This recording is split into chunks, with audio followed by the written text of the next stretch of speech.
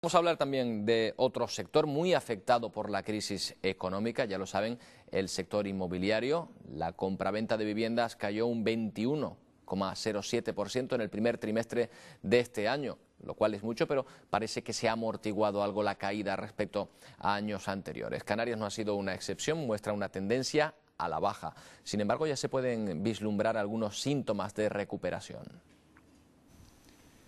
La compraventa de viviendas cayó en Canarias un 26,46% al cierre del primer trimestre del 2010 frente al 15,01% de la media nacional. Según datos del Colegio de Registradores de la Propiedad de España, todas las comunidades autónomas, excepto Madrid, presentan tasas interanuales negativas. Sin embargo, el volumen de compraventas registrado en este periodo es el más elevado del último año y medio, rompiendo con la tendencia descendente de trimestres anteriores. El endeudamiento por razón de préstamos hipotecarios ha mantenido también un ritmo descendente, aunque dentro de un proceso de moderación. La cuota hipotecaria mensual diaria se ha reducido por quinto trimestre consecutivo, alcanzando los 608 euros frente a los 625 del cuarto trimestre del 2009. De las compraventas realizadas en España durante este periodo, el 4,24% corresponde a ciudadanos extranjeros. Los británicos se mantienen como los principales compradores, seguidos de los alemanes, franceses, rusos e italianos. Vamos a hablar esta mañana con Rafael Tarajano, es presidente de la Asociación Empresarial Canaria de Gestores Inmobiliarios. Señor Tarajano, ¿qué tal? Buenos días. Hola, buenos días.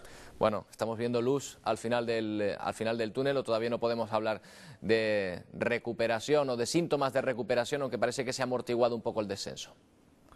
Bueno, realmente las cifras siguen siendo bastante negativas, aunque pueda parecer que ha habido cierto incremento en las ventas.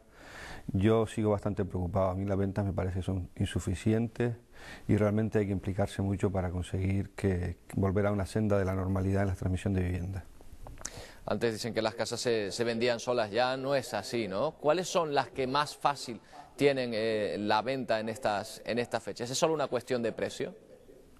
Básicamente hoy en día para la decisión de compra es una cuestión de precio, aunque sí es cierto que las personas, hay grupos de personas que tienen más facilidad de acceso al crédito hipotecario y que además suelen estar siempre en un nivel de renta superior a la media y son las que hoy en día más posibilidades de comprar viviendas tienen, sobre todo en los centros de las ciudades y demás.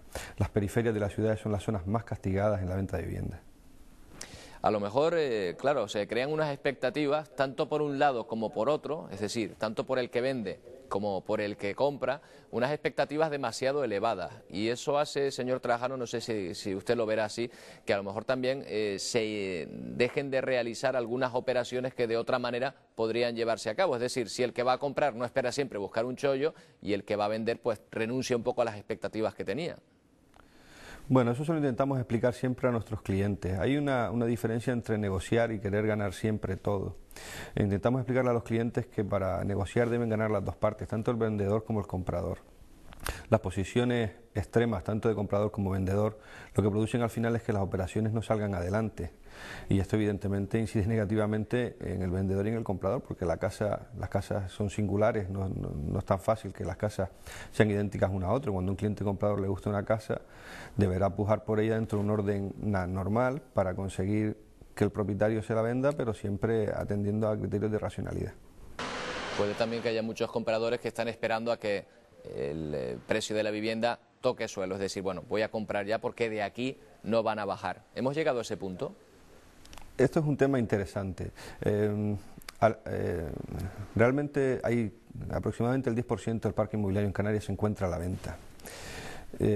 Solamente consiguen venderse a lo largo del año algo menos del 2% del parque inmobiliario, lo que quiere decir que estamos en torno a un poquito más de unas 20.000 viviendas vendidas al año en Canarias.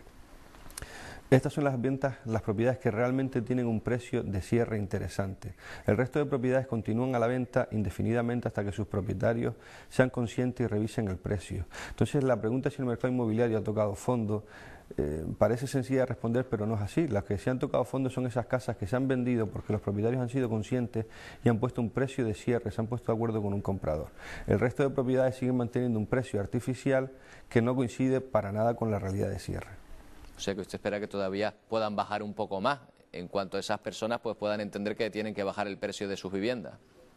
Evidentemente las casas que continúan a la venta tendrán dos opciones: o desaparecer del mercado o revisar su precio a la baja si quieren vender en un corto plazo de tiempo. Pero yo insisto lo mismo, las casas que se están vendiendo, que no son muchas, pero son una cantidad relativamente importante, es porque ha habido un consenso entre comprador y vendedor y se han puesto de acuerdo en un precio que es interesante para los dos. Y el hecho de que Canarias tengamos, por ejemplo, limitación en el suelo respecto a lo mejor a otras comunidades, ¿hace que nuestro mercado inmobiliario sea diferente o más o menos las circunstancias vienen a moverse en los mismos parámetros? Yo creo que hoy en día en las situaciones actuales de la economía, tal y como están, las situaciones son muy similares, porque aunque haya cierta limitación en el suelo, hay un claro excedente de viviendas hoy en día. Estamos hablando de en torno a unas 100.000 viviendas a la venta. Eso es una cifra bastante elevada que yo creo que debe despreocuparnos, por lo menos de momento, por el problema del suelo. Hay que darle salida primeramente a este stock de viviendas. Hoy leía un artículo esta mañana, no sé si lo habrá podido ver, en el periódico El Mundo en torno a las reglas de juego de los tasadores. Parece que incluso dentro de la tasación ya se están tomando otros parámetros distintos a los que se tomaban antes. Bueno, esto ya lo ha explicado claramente algún presidente de alguna tasadora. Ellos tienen una misión con respecto a su tasación, que es establecer un valor de mercado a efectos hipotecarios. E incluso ellos reconocen que no tiene por qué tener una relación directa con el precio de venta de un momento determinado.